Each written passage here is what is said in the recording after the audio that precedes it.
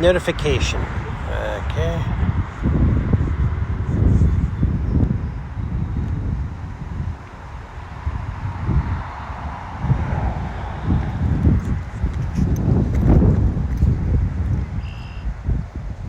Opening up speed test.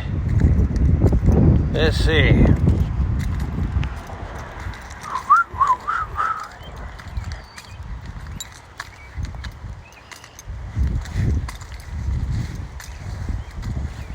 Yeah.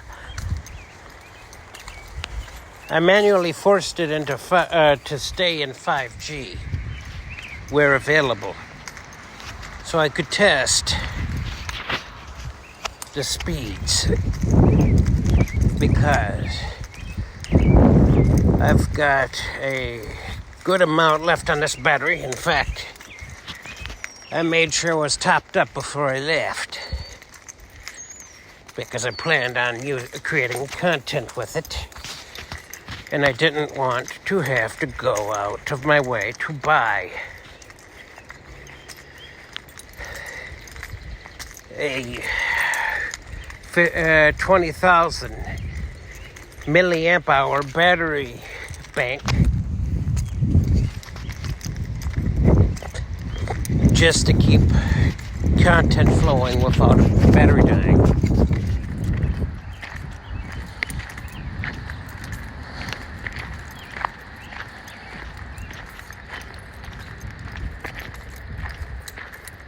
Okay, it's a good thing I forced it into 5G. That way, I can get an idea of what speeds people might experience if a device in the future is not capable of 4G.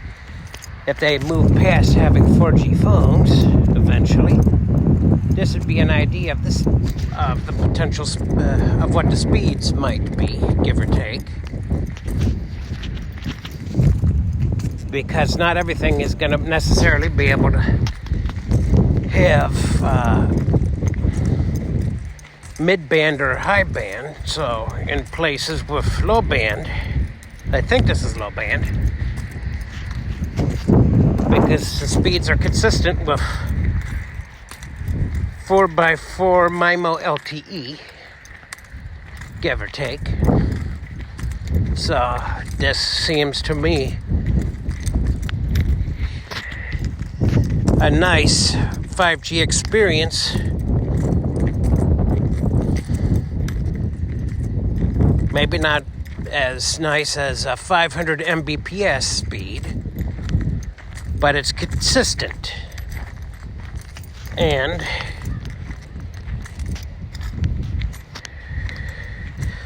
unlike T-Mobile's costs, this is a fraction of the price. $60 rather than paying $90. After taxes and fees, it's about $1.06 less than $75. So it's cheaper after taxes and fees for a US Cellular phone that I got from Walmart than it is to go to a T-Mobile and pay $90 for their unlimited. Especially since I've had too many poor speeds when speed testing from Assurance Wireless. Kind of soured me on T-Mobile for a bit. Except maybe I'm open to maybe getting a cheap prepaid T-Mobile.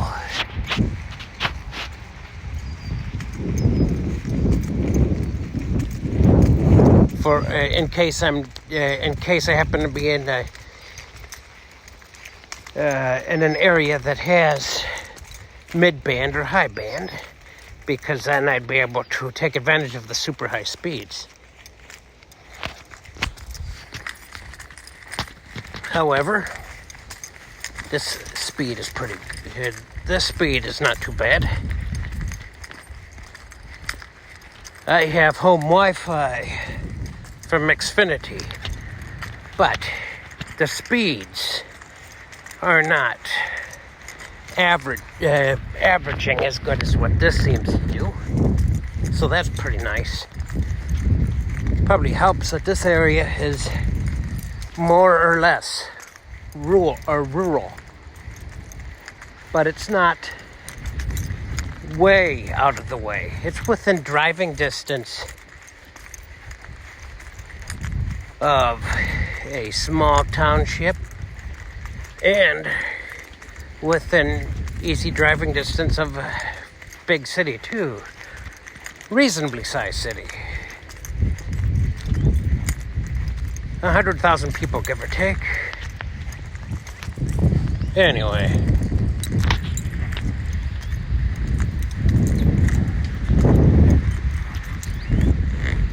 This seems like a nice, speedy internet speed.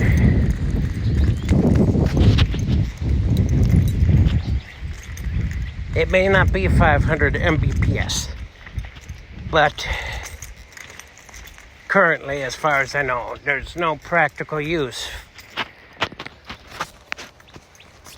Well, there is practical uses for a cellular phone with 500 Mbps, but only if you have unlimited unlimited hotspotting.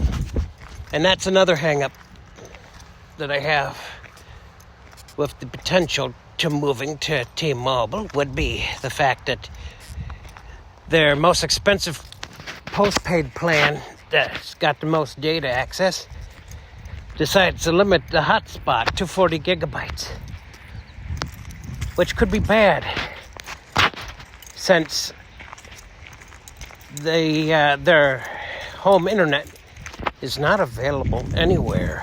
Well, it is available, but it's pretty much a paper launch in this area, in my part of the country, because even the T-Mobile store addresses don't qualify for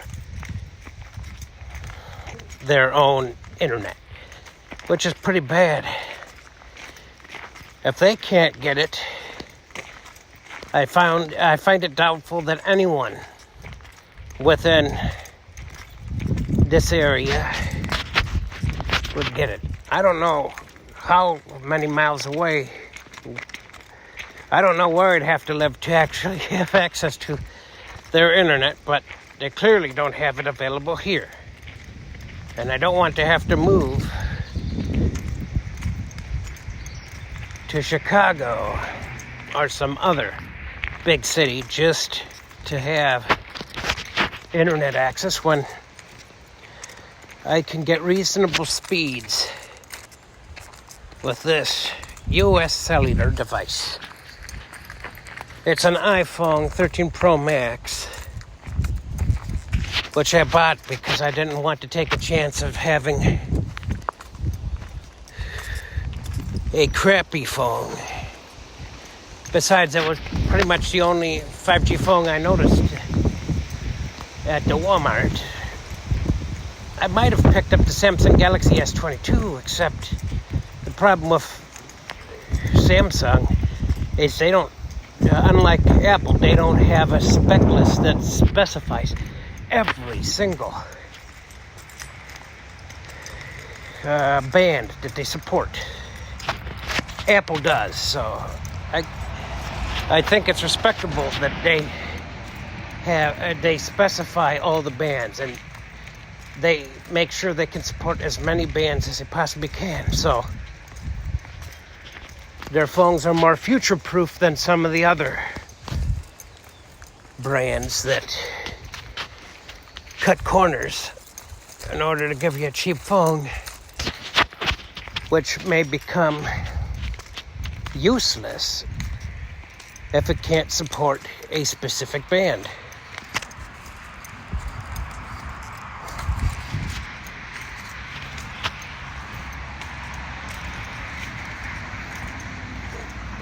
For example, T-Mobile has specific bands that they need for their 5G. I wanted to make sure that I could support every single band that they would need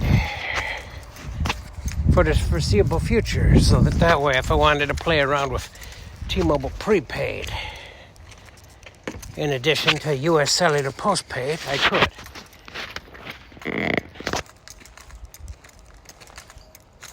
But anyway,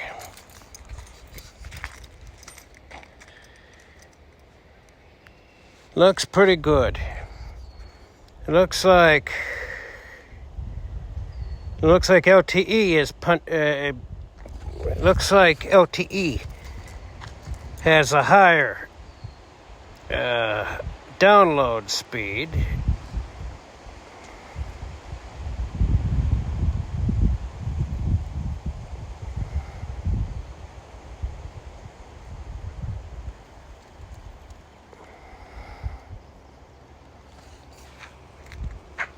Let's see. Ping 72. 74. Okay, the ping on the highest LTE is 74. With 9.1 jitter. 9.1 milliseconds of jitter. Let's see. And 66 on that one. But a higher jitter. Let's see. I'm going to sample the highest. Okay, 70 milliseconds of ping, 14 jitter. Not bad.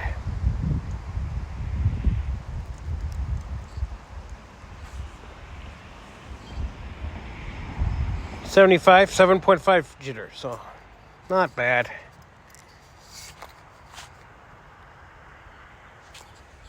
Looks like the ping gets good. Anyway, I better hang up now. I'm going to stop this video. Besides, it's probably affecting the speed test for that matter.